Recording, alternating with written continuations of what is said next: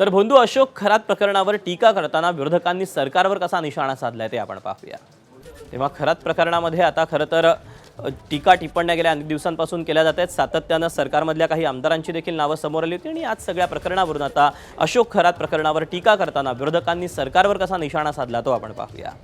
माननीय मुख्यमंत्री जी पावलं टाकतायत त्याचं स्वागत आहे, पण एवढीच इच्छा आणि विनंती आहे माननीय मुख्यमंत्र्याला की कुठल्याही दबावाला बळी पडू नका। तुमच्याकडून आमच्या खूप अपेक्षा आहेत आणि असल्या बाबतीत कुठलंही राजकारण न आणता महाराष्ट्राला काळीमा फासणाऱ्या ज्या गोष्टी झाल्या त्या कुठेतरी थांबल्या पाहिजे।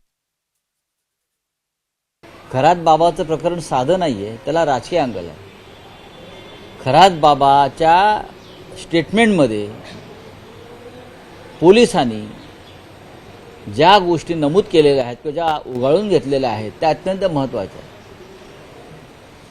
जसे कोण किती मिनटं बोललं, कोणाशी बोललं, हे अत्यंत गोपनीय माहिती असते, पण मुख्यमंत्री कार्यालयांच्या मदतीनं ती माहिती बाहेर आली। कोणाला तरी ती माहिती बाहेर काढायची आहे। खरातांची जी कुठली जमीन असेल ती सगळी जमीन तुम्ही विका आणि त्यातून जो पैसा त्याच्यामध्ये येईल, तसंही RTE नाहीतर शिक्षणासाठी पैसा दुर्दैवाने या सरकारकडे नाही, तो सगळा पैसा त्या गरीब मुलांच्या शिक्षणासाठी वापरा।